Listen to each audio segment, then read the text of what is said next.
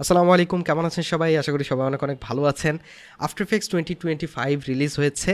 তো এই রিলিজে আফটার এফেক্টসের নতুন কী কী ফিচার এসেছে, নতুন কী কী ইমপ্রুভমেন্ট এসেছে, সেই জিনিসগুলো নিয়ে আজকের এই ভিডিওতে কথা বলবো। সো দেরি না করে চলুন শুরু করা যাক। তো আফটার এফেক্টস আপডেট করার পরে প্রথমেই যখন আপনি ওপেন করবেন দেখবেন যে ইউআইয়ে পরিবর্তন এসেছে। আগের ইউআইয়ের সাথে এই ইউআইয়ের কিছু চেঞ্জ আপনি লক্ষ্য করবেন। দেখবেন যে কালারগুলো পরিবর্তন হয়েছে এবং কালার কিছুটা ডার্ক দেখা যাচ্ছে। এই জিনিসগুলো আসলে পরিবর্তন করা যায়। আপনি যদি সেটিংসে যান, অ্যাপিয়ারেন্সে যদি যান, এর ভেতর দেখবেন যে 3টা থিম অ্যাড হয়েছে। লাইট মোডে আসলে খুব কম মানুষই ইউজ করে আমার জানা মতে। ডার্ক একটা মোড আর ডার্কেস্ট। ডার্কটা হালকা ডার্ক এবং ডার্কেস্টটা দেখতে পাচ্ছেন যে আমার এই বর্তমানে ডার্কেস্টে দেওয়া আছে।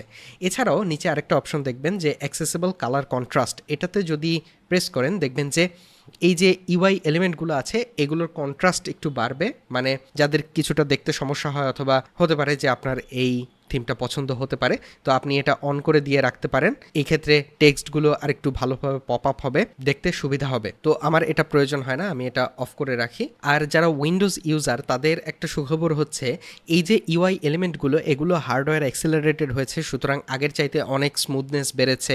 যে কোনো জিনিসে ক্লিক করলে বা ড্র্যাগ অ্যান্ড ড্রপ করলে এই জিনিসগুলো, এই কাজগুলো সব কিছুই কিন্তু আরও স্মুথ হয়েছে because of hardware accelerated UI element. তো আমি উইন্ডোজে আসলে চেক করে দেখিনি, যারা উইন্ডোজ ইউজ করেন তারা আপডেট করে আমাকে জানাতে পারেন কমেন্টে যে আপনি কোনো ইমপ্রুভমেন্ট লক্ষ্য করছেন কিনা। তো এই তো গেল ইউআই এলিমেন্টের চেঞ্জ। সেকেন্ড যে চেঞ্জের কথা বলবো সেটা হচ্ছে কালার ম্যানেজমেন্ট। অনেক ফুটেজ আছে যে ফুটেজগুলো আপনি এখন ইম্পোর্ট করলে দেখবেন যে অলরেডি কালার ম্যানেজড অবস্থায় আছে, যেটা আগে হতো না।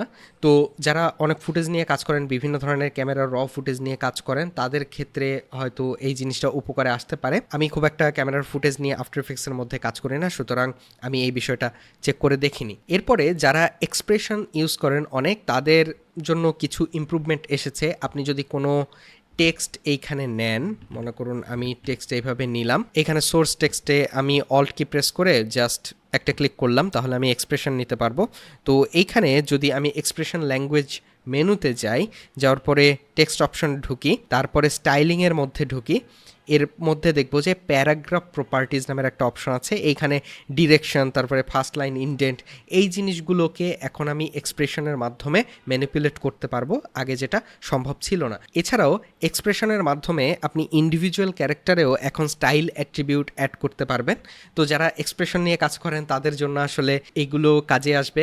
আমি যে খুব বেশি এক্সপ্রেশন ইউজ করি এমন না, কিছু কিছু প্রজেক্টের ক্ষেত্রে এক্সপ্রেশন ইউজ করতে হয়, বাট সিম্পল কিছু এক্সপ্রেশন ইউজ করি, খুব যে হেভি এক্সপ্রেশন আমি ইউজ করি এমনটা না। এরপরে আমাদের সাধারণ ইউজারদের কাজে আসে এমন কিছু ফিচার নিয়ে কথা বলি যেগুলো নতুন এসেছে। আপনি যখন 3D এলিমেন্ট ইম্পোর্ট করবেন আফটার এফেক্টসে, আগে যেটা হতো যে 3D এলিমেন্ট যখন এখানে ইম্পোর্ট করতাম একটা ফোল্ডার ক্রিয়েট হতো, ফোল্ডারের মধ্যে যে ডিপেন্ডেন্সিস ফাইলগুলো থাকে যেরকম ম্যাটেরিয়াল বলেন বা ইউভি ম্যাপ বলেন, এই জিনিসগুলো ইম্পোর্ট হতো। এটাকে ডিক্লাটার করা হয়েছে, মানে এতগুলো সাপোর্টিং ফাইল এইখানে ইম্পোর্ট হবে না, একটা ফাইলই এইখানে দেখা যাবে। আমি একটু আপনাদের দেখাই, আমি জিএলবি একটা ফাইল যদি এখানে ইম্পোর্ট করি, এখানে ড্র্যাগ অ্যান্ড ড্রপ করে ছেড়ে দিলাম, দেখুন যে একটা ফাইলে আসলো। আগে যেটা হতো একটা ফোল্ডার ক্রিয়েট হতো, তার মধ্যে ম্যাটেরিয়াল ফাইল টাইল এই হাবিজাবি এই জিনিসগুলো আসতো। এখন কিন্তু অনেক ক্লিন হয়েছে, এখানে একটাই ফাইল আমি দেখতে পাচ্ছি। এছাড়াও 3Dতে আরেকটা ইমপ্রুভমেন্ট এসেছে, সেটা হচ্ছে আমরা এখন যে কোনো একটা লেয়ারকে শ্যাডো ক্যাচার হিসেবে ইউজ করতে পারি। আপনারা যারা বেটা ভার্সন ইউজ করেছেন তারা হয়তো অলরেডি এই জিনিসগুলো ইউজ করেছেন। বেটা ভার্সনে আগেও ছিল একটা ফিচার যেটা এখন আপনি ইউজ করতে পারেন, আমি একটু দেখিয়ে দিই। এই যে 3D ফাইলটা, এটা যদি ড্র্যাগ অ্যান্ড ড্রপ করি আমি এখানে দেখাচ্ছে যে আমি কোন সাইজে নেব, আমি একটু সাইজটা ছোট করব, জাস্ট ওকে ক্লিক করলাম। দেখুন যে এইখানে এই কার্টুন এলিমেন্টটা চলে আসলো। আমি একটু ড্র্যাগ করে এটাকে মাঝ বরাবর আনি। তো এই যে এলিমেন্টটা আমি যদি টাইমলাইনে এভাবে স্ক্রাব করি তাহলে দেখবো যে তেমন কিছুই হচ্ছে না, জাস্ট এখানে আছে।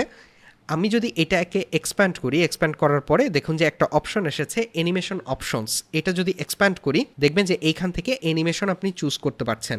তো অনেক 3D অবজেক্টের মধ্যে বিল্ট ইন কিন্তু অ্যানিমেশন থাকে, অথবা মিক্সামো থেকে যদি আপনি কোনো ডাউনলোড দেন ক্যারেক্টার, সেইখানে আপনি অ্যানিমেশন একদম ইনক্লুড করেই ডাউনলোড করতে পারেন। তো সেই অ্যানিমেশনগুলো এখানে এসে আপনি সিলেক্ট করতে পারবেন। তো এটা আমি সিলেক্ট করে দিলাম। এখন দেখুন এটা 3 সেকেন্ডের কাছাকাছি হয়ে গেল।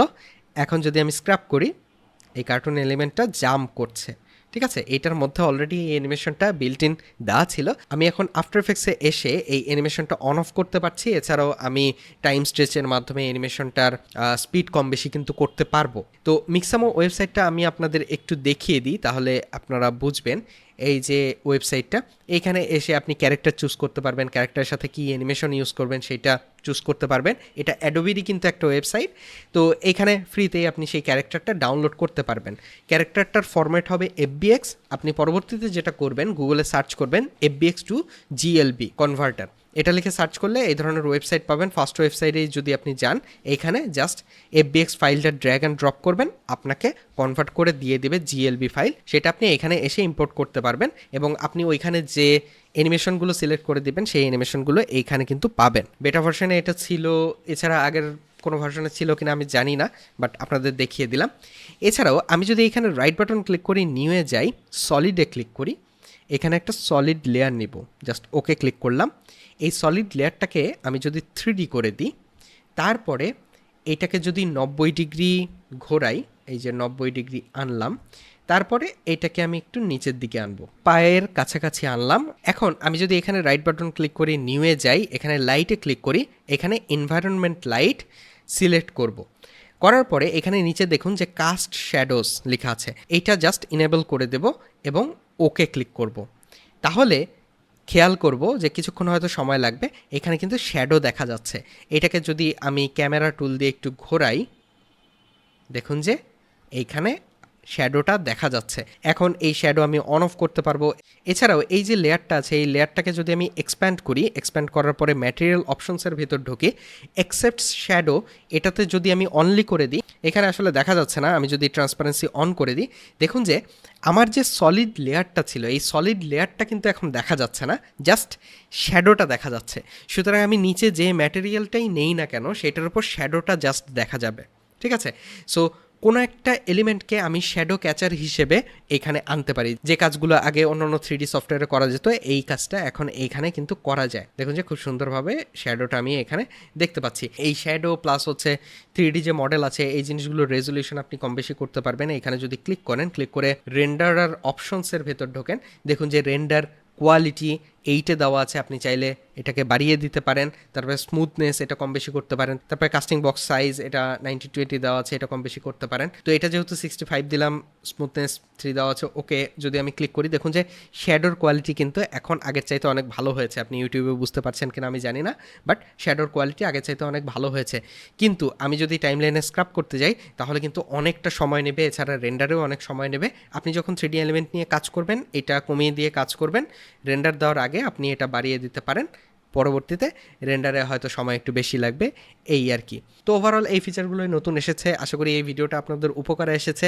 নেক্সট ভিডিওতে আপনার সাথে আবারও দেখা হবে, কথা হবে। সে পর্যন্ত সবাই ভালো থাকবেন এবং সুস্থ থাকবেন। আল্লাহ হাফেজ।